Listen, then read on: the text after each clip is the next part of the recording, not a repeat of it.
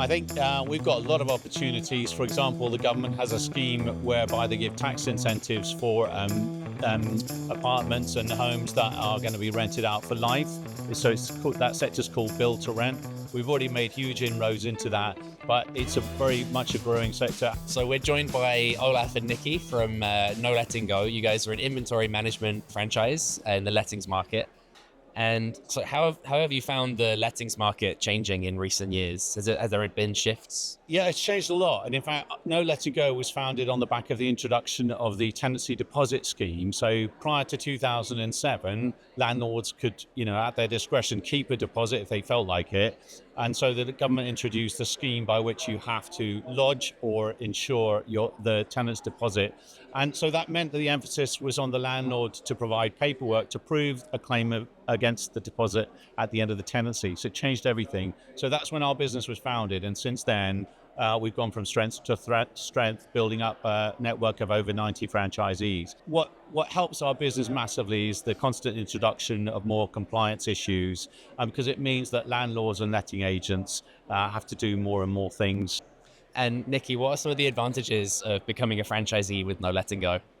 I think with No Letting Go, we're such an established brand throughout the lettings industry. And obviously you've got the support of head office as well. Like Olaf here is an ex-franchisee who's come on board to do business development support for our network.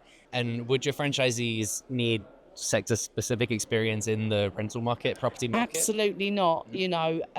We can train you to do an inventory. We can train you to run a business. We can train you to recruit staff, to do your marketing.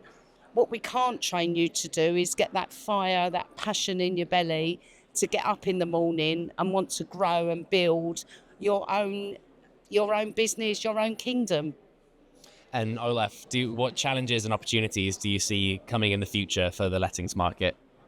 I think we've got a lot of opportunities. For example, the government has a scheme whereby they give tax incentives for apartments and homes that are going to be rented out for life.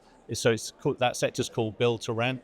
We've already made huge inroads into that, but it's very much a growing sector, as is the sort of corporate landlord. So a lot of the pension funds, banks are investing in big schemes of housing to let out. And all those need inventory reports and property visits and compliance checks and things. So that's a big evolving inventories, because in the perfect world, you'd wave a camera around a room and it would write the basis of the inventory, and then you could build it from there.